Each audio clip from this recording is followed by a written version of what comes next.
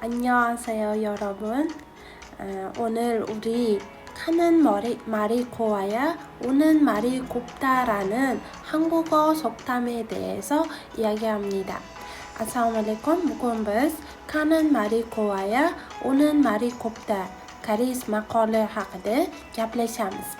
Endi bizni birinchi avvalambor maqolimizga mos bo'lgan rasmdan ko'rib chiqsak bo'ladi. Mana bu odam tog'larga qarab yomon so'z aytyapti. Ya'ni tog'ni ahmoq, jinni degan ma'noda haqoratlayapti. Endi bu inson tog'ga nima desa, albatta unga nima bo'ladi? Aks sado sifatida unga yaxshi gap ham, yomon gap ham o'ziga qaytib keladi. Bu maqolamiz ham xuddi shu narsani ifodalaydi.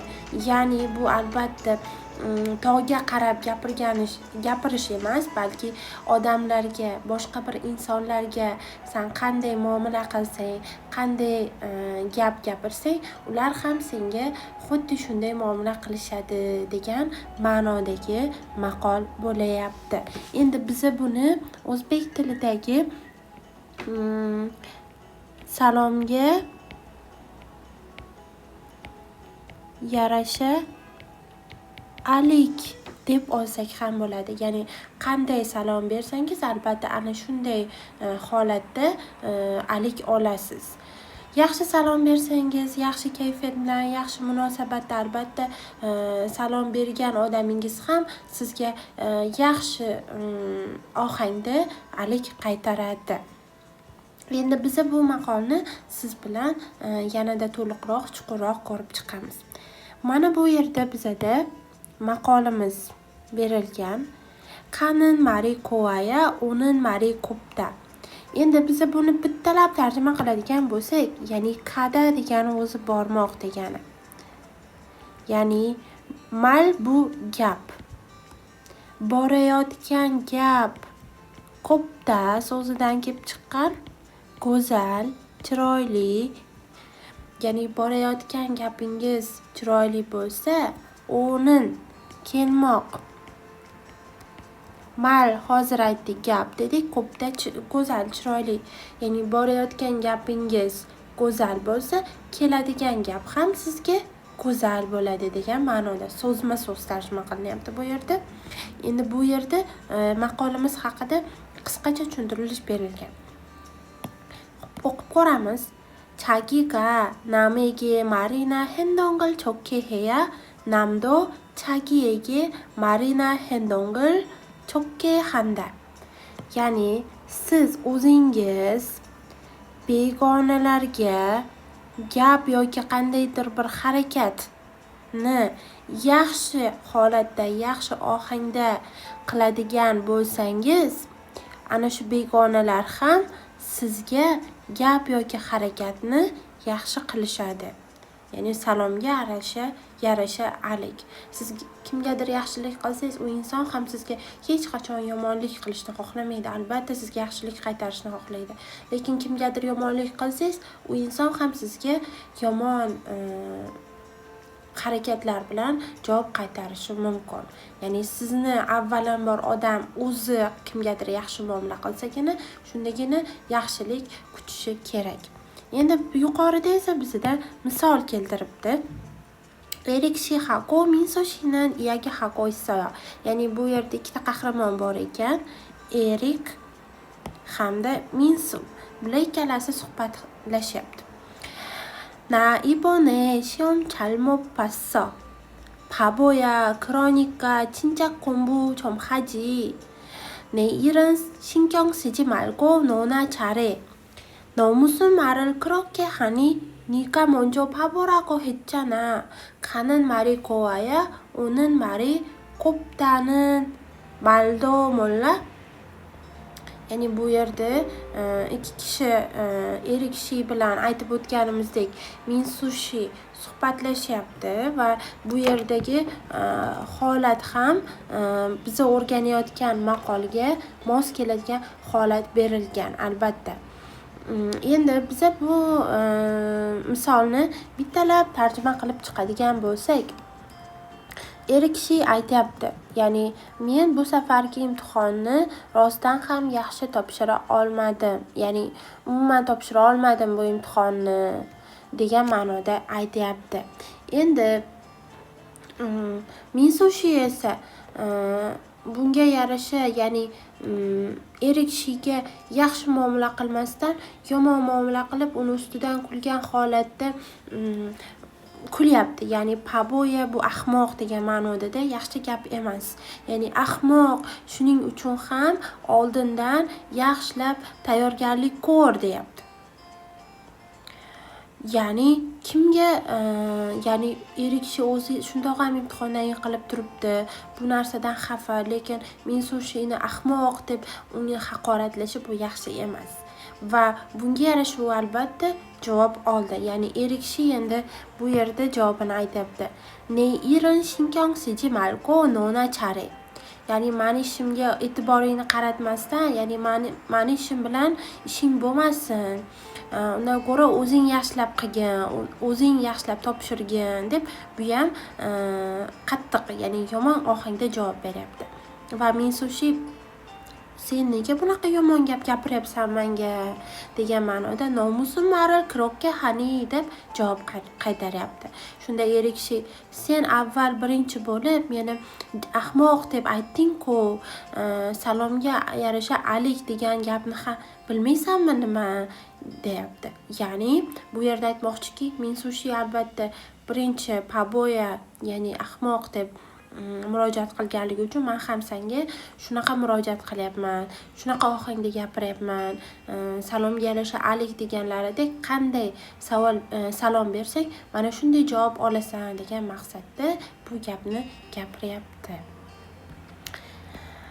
Endi tegida bizada yana misollar bor ekan, ya'ni ushbu maqol qatnashgan misollar berilgan ekan.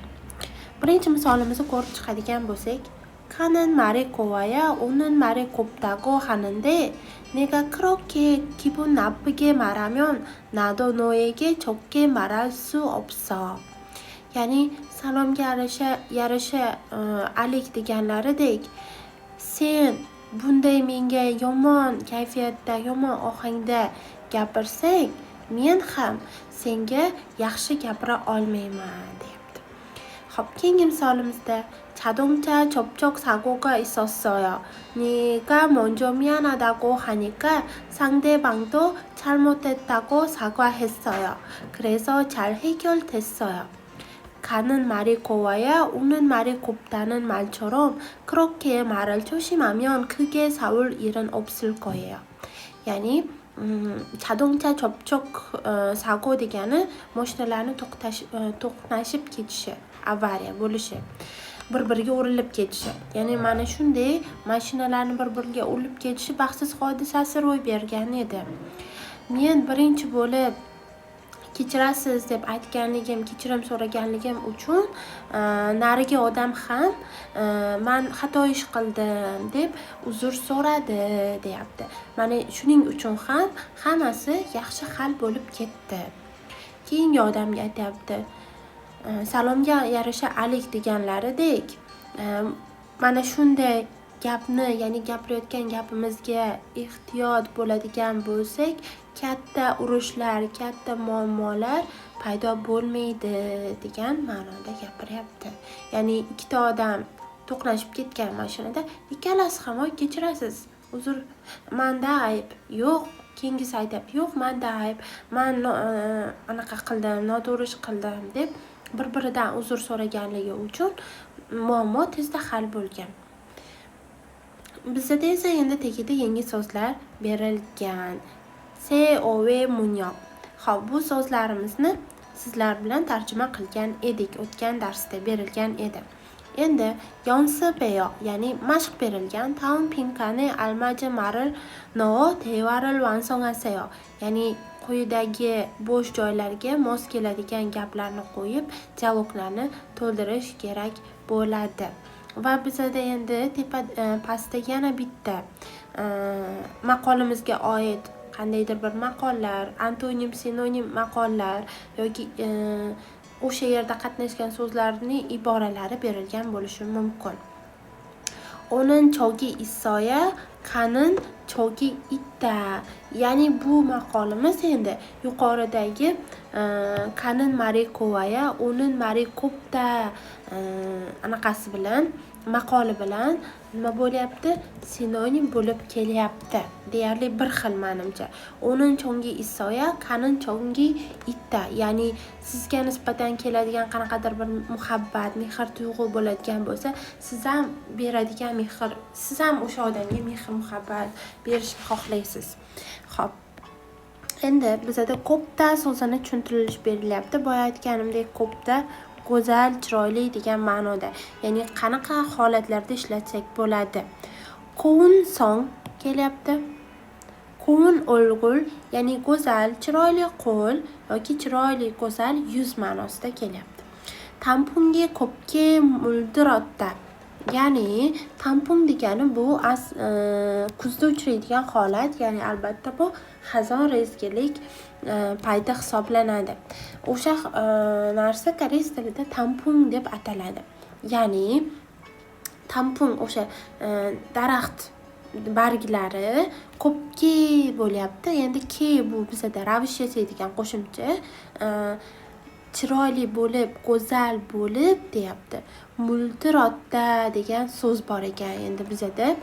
Xo'p, muldirotda nima degani? Bo'yalmoq degan ma'noda keladi. Ya'ni o'sha daraxtlar go'zal bo'lib bo'yandi. Ya'ni sariq rangga kirdi. Qizil rangga kirdi degan ma'noda. Imak shiresa nayongi qo'un moqsorika tillotta. Ya'ni endi bu yerda qo'un moqsori ma'nosida kelyapti. Go'zal, chiroyli ovoz. Ya'ni musiqa zalida nayongini go'zal ovozi eshitildi. Aynan mamshika aju kovaya. Ya'ni bu bolaning qalbi judayam go'zal ekan. Bu judayam yaxshi inson ekan degan ma'noda kelyapti. Xo'p. Endi bizada yana keyingi betlarda mashqlar bor. Bularni albatta mashqlarni bajarib yozadigan bo'lsangiz birgalikda tekshiramiz. Xo'p, bugungi demak mavzuyimiz maqol, ya'ni qanin mari kovaya, o'nin mari ko'pda maqoli ekan. O'zbek tilida salomga yarasha alik maqoliga to'g'ri kelyapti. Unga sinonim sifatida esa o'nin chongi issoya, qanin chongi itta maqolini oldik. Xo'p, bugun biza ko'rib chiqqan kitobimiz albatta har doimgidek Sarayindan Hangugo Soktam kitobi edi. Biz shu kitobdan har doimgidek ikkinchi mavzuni sizlar bilan ko'rib chiqdik.